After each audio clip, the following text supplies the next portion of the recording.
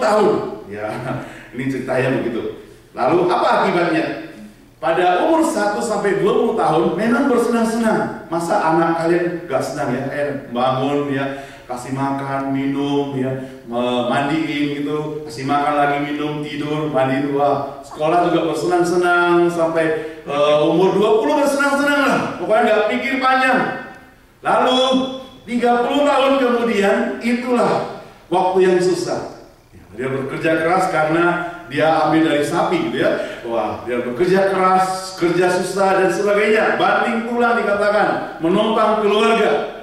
Sesudah itu mungkin dia pensiun, tambah 10 tahun.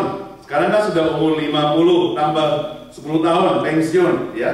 Wah, 10 tahun itu dia menghibur cucu gitu ya. Wah, senang sekali ya. Orang-orang Indonesia ini baik-baik hati kepada sangat yang tinggal di Amerika. Saya lihat, saya perhatikan orang-orang Indonesia, pasangan-pasangan muda di Amerika sangat sayang pada orang tuanya. Dia panggil orang tua dari Indonesia datang tinggal gitu ya. Ya, bisa ada yang lama, setengah tahun dan sebagainya. Saya tanya kenapa? Jaga cucu katanya. Baik, nanti kalau sudah pulang ganti lagi ya.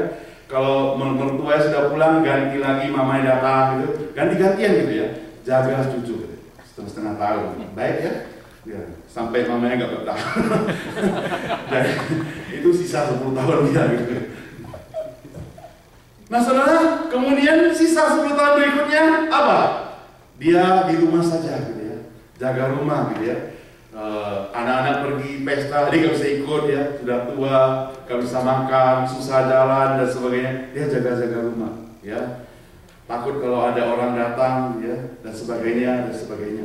Ini cerita daripada entah dari mana lah pokoknya. Tapi saya baca, saya menarik juga gitu ya. Ya. Nggak tahu saudara ada yang sudah mengalami semua ini nggak gitu ya?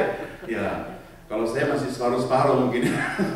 Nah saudara yang saya Tuhan, tapi ini kehidupan manusia artinya di dalam seluruh kehidupan dia ada kesulitan yang terjadi, ada masalah.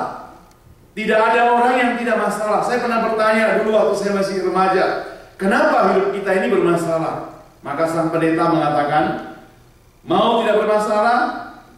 Mau dong ya. Kalau mau tidak bermasalah, yaitu pada waktu kita meninggal dunia, ya. Jadi masalah semua hilang. Kita tinggal di tempat 1 kali 2 meter aman, dingin, nyenyak, ya, dan sebagainya, gitu ya. Jadi aman, gak ada masalah terjadi. Ya. Gak usah takut keributan, gak usah takut akan krisis ekonomi, gak usah takut di layoff, ya. Gak usah takut besok mau makan apa. Gak usah takut anak-anak nanti mau bagaimana. Semuanya sudah gak dipikirkan lagi gitu. Wah, tenang sekali. Nah saudara yang saya kasih Tuhan, dengan demikian kalau kita diberikan pada kita, kalau Tuhan berikan pada kita hidup, itu berarti di dalam hidup kita itu ada persoalan yang kita hadapi. Lagu tadi bagus ya. Tak kala persoalan yang kita hadapi, ya. Dikatakan apa? Pada waktu kita menghadapi berbagai persoalan, Dia peduli, Dia mengerti. Oh, mendapatkan orang yang mengerti itu kita bisa senang, ya. Waktu Yesus berjalan di tepi kolam Bethesda, gitu ya. Waktu itu dia melihat ada orang yang sudah berbaring, ya. 38 tahun namanya. Oh, 38 tahun namanya itu lama loh saudara ya. Melewati 38 tahun berbaring. Kenapa dia berbaring? Orang itu lumpuh, orang itu butuh pertolongan karena dia mendengar mitos yang mengatakan kalau air kolam itu bergoncang, maka siapa yang lompat duluan dia akan sembuh. Maka orang ini berharap kalau dia bisa sembuh. Sekarang orang ini lumpuh, air itu bergoncang sampai bagaimanapun dia tidak bisa masuk ke dalam karena memang dia lumpuh, saudara. Mana bisa gitu. Lalu apakah orang lumpuh itu bisa masuk ke dalam kolam? Bisa saja kalau orang lumpuh itu punya sanak famili. Jadi waktu air kolam itu bergoncang, sanak familinya pegang kakinya, pegang tangannya 1, 2, 3, lempar dia ke kolam, bisa. Ya. Lalu kalau dia tidak punya sanak famili bagaimana? Dia harus punya uang yang bisa meng-hire orang untuk jaga dia gitu. Jadi dibayar kayak suster gitu, jaga dia, perhatikan dia, lalu kalau air berguncang pegang 1, 2, 3, lempar dia ke dalam, masuk ke dalam kolam itu dan sembuh. Tapi sekarang masalahnya orang ini kemungkinan besar tidak punya sanak famili. Lalu dia punya teman nggak? Kemungkinan besar dia punya teman senasib mereka-mereka yang sedang menanti kesembuhan yang ada di pinggir kolam itu. Tapi dasar manusia, mereka yang sudah sembuh mana mau peduli dengan yang 38 tahun itu, semua sudah tinggalkan dia gitu. Jadi mau tidak mau dia tunggulah sampai 38 tahun. Lama saudara, 38 tahun. Waktu itu Yesus lewat, ya. Dan di mata Yesus tertuju pada orang ini. Ya. Singkat cerita, Yesus menyembuhkan dia. Apa yang bisa kita pelajari daripada ini? Yesus itu mempedulikan orang yang tidak dipeduli oleh orang lain. Jadi Yesus mempedulikan orang yang tidak dipedulikan. Jadi saudara jangan merasakan kecewa, putus asa, marah kepada Tuhan kalau sampai terjadi kesulitan dalam hidup ini dan merasa Tuhan tidak peduli. Maka firman Tuhan berkata, Yesus mengatakan demikian bahwa jatuhnya seekor burung pipit pun tidak luput dari pengawasannya dari surga. Ya. Oleh sebab itu kita meyakini bahwa Dia juga memperhatikan setiap orang, termasuk mereka yang tewas dalam bencana alam yang ada di Indonesia itu. Dia perhatikan.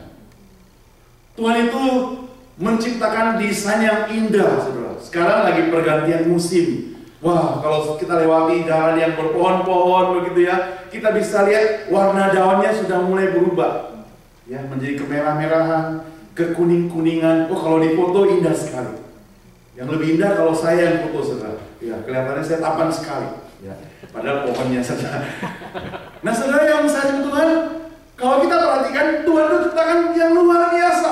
Pohon saja Dia desain dengan begitu indah. Apalagi saya dan saudara adalah ciptaan yang paling mulia, yang paling sempurna. Dia pasti jaga dan pelihara kita. Dia pasti memelihara kita dengan sepenuhnya.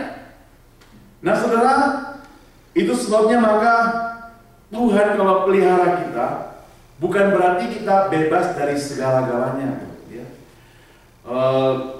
Bahkan kemungkinan besar kita bisa mengalami persoalan yang lebih sulit daripada orang-orang biasa. Kadang-kala saudara, semakin kita beriman kepada Dia, semakin kuat, semakin banyak persoalan yang kita hadapi. Kadang-kadang kita bertanya kenapa? Saya mencoba untuk mempelajari hal ini. Tak kala kita makin kuat iman, ada masalah yang makin besar. Kenapa? Karena Tuhan tahu masalah yang besar pun saudara sanggup menghadapinya. Maka Dia berikanlah yang besar. Lalu kenapa ada orang yang tidak mengalami persoalan? Karena Tuhan tahu kalau dikasih sedikit persoalan dia bisa jatuh terguling-guling. Maka dia gak dikasih sama Tuhan. Tuhan sangat baik saudara. Jadi kalau Dia memberikan persoalan hidup pada kita, ada masalah yang terjadi, Tuhan lebih tahu daripada kita. Dia tahu kita pasti bisa menghadapinya. Jadi persoalan yang ada dalam hidup kita itu Tuhan sudah rancangkan, bahkan mungkin lebih mendetail daripada komputer yang mendesainnya. Dia sudah hitung cukup akurat. Kita pasti sanggup menghadapinya. Soalnya kalau kita punya keyakinan seperti itu, maka persoalan yang dialami itu biasa. Maka perjalanan hidup kita itu saudara dari mulai awal sampai akhir semestinya ada satu tujuan kan ya, yaitu mengikut Tuhan selama-lamanya. Saudara, kita suka pergi jalan-jalan, ya, ke New York misalnya, jalan-jalan suka. Tapi saudara, kalau misalnya tujuan saudara ini pulang ke Indonesia, kemudian transit di New York, gak jalan-jalan pesawatnya sampai 5 jam, 10 jam, kira-kira senang gak saudara? Enggak senang. Ada jemaat gereja saya, dia pulang dari Jakarta balik ke sini ya. Lalu transit di Hong Kong ya. Karena saking asik bermain, dia salah hitung tanggal gitu ya. Jadi mestinya pulangnya tanggal ini misalnya, dia terlewati, besok baru dia datang ke airport. Orang airport bilang, kan pesawatnya kemarin sudah jalan, lagi high season, gak dapat tempat duduk. Dia harus tunggu seharian di sana, gak dapat lagi, besok tunggu lagi. Dia cerita, dia sharing, sampai uangnya ludes habis gitu. Sampai nangis gitu. Padahal saya tanya, Hong Kong enak gak main-main? Saya belum pernah pergi. Enak sekali kok, tanya, senang. Tapi sekarang ada masalah, jadi gak enak. Nah saudara, kalau dalam hidup kita, yang kita alami itu, di tengah-tengah jalan hidup kita itu ada persoalan yang terjadi. Kita seringkali mestinya harus abaikan ya. Karena tujuan kita bukan tengah jalan itu, bukan Hong Kong. Tujuan kita itu pulang ke Amerika, bukan Hong Kong itu lagi. Walaupun Hong Kong itu enak, tapi tujuan kita bukan di sana. Maka dalam hidup kita itu, tengah-tengah hidup itu mungkin ada masalah. Maka masalah yang kita hadapi itu bukan tujuan utama. Biarkan saja kita hadapi karena Tuhan menolong. Yang penting kita harus sampai kepada Tuhan. Itu yang paling penting. Oh saudara, kalau kita punya konsep seperti itu, maka waktu ada kesulitan datang, kita bisa mengucap syukur pada Dia. Kenapa? Karena kita tahu tujuan akhir dalam hidup kita itu apa. Pada waktu ada sakit penyakit yang kita alami, kita pun tetap bisa bersyukur pada Dia. Kenapa? Karena kita tahu tujuan akhirnya apa.